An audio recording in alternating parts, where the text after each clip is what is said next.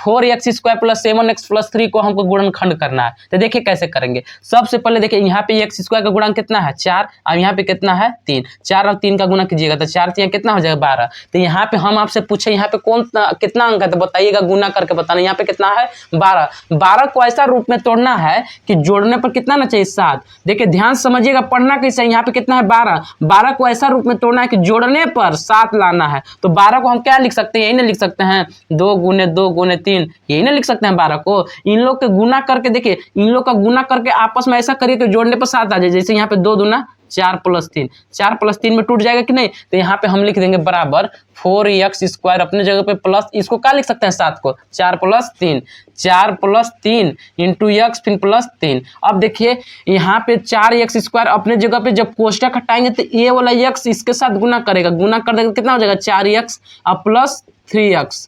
अब यहाँ पे कितना 3।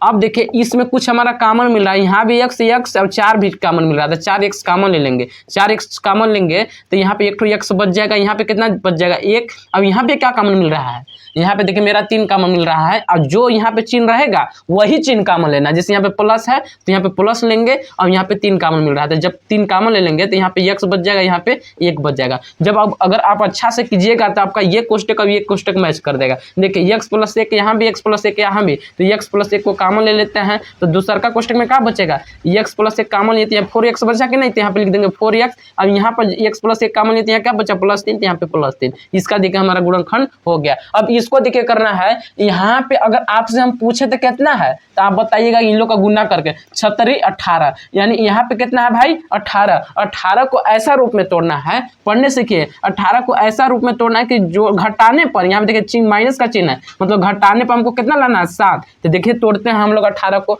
18 का अगर तोड़ने नहीं आ रहा होगा समझ में तो आराम से अब इसे आप भाज्य गुणनखंड निकालिएगा। 18 के निकालिए, 2 से कटेगा 9 बार में, फिर 3 से कटेगा 3 बार में, फिर 3 से कटेगा, यानी कितना कितना में टूटा 2 गुने 3 गुने 3। तो देखिए इन लोग को गुना करके ऐसा करिए कि घटाने पर हमको कितना लाना है 7। तो इसको हम ऐसे लिख सकते हैं 3 तरीके 9 और माइनस 2, 9 और 2 में टूट जा रहा है कि नहीं, 9 में से 2 घटा देंगे 7 और गुना करने पर आ ही जाएगा। तो इसको लिख सकते हैं 6x² अपने जगह पे, यहाँ पे माइनस और कोष्टक में क्या हो जाएगा हमारा 9 माइनस 2 इंटू x फिर माइनस 3। अब देखिएगा ध्यान से 6x² अपने जगह पे जब कोष्टक हटाएंगे तो ये x तो गुना करबे करेगा लेकिन माइनस भी गुना करेगा। जैसे यहाँ पे प्लस था इसलिए ना हमने आपको बताए थे, लेकिन यहाँ पे माइनस रहेगा तो गुना कराना है। जैसे इसके आगे कौन चिन्ह है 9 के आगे कुछ भी चिन्ह नहीं तो प्लस मानिएगा, प्लस माइनस माइनस 9, अब ये वाला x गुना किया। अब देखिए माइनस माइनस यहाँ पे प्लस, यहाँ पे 2x फिर माइनस 3। अब देखिए यहाँ पे क्या हमारा कॉमन मिल रहा है,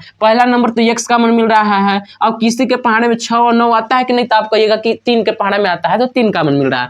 3x कॉमन ले लेंगे तो 3 के पहाड़े में 6 कई बार में आता है 3 बार में, तो यहाँ पे सॉरी यहाँ पे 2 लिखेंगे 2 बार में आता है। अब फिर x हो जाएगा। अब 3 के पहाड़ा में 9 कई बार में आता है, माइनस यहाँ लगा देंगे 3 बार में, यानी 2x माइनस 3 कॉमन हो गया। इसमें क्या कॉमन मिल रहा है तो आप कहिएगा कि इसमें कुछ कॉमन नहीं मिल रहा है क्योंकि 2 और 3 किसी के पहाड़े में भी नहीं करता है। लेकिन सुनिए यहाँ पे जो चिन्ह है वही चिन्ह कॉमन लेंगे और जब कुछ भी कॉमन ना मिले तो आप 1 कॉमन लीजिएगा। कितना कॉमन लीजिएगा 1। जब 1 कॉमन ले लेंगे तो यही रह जाएगा 2x फिर माइनस 3।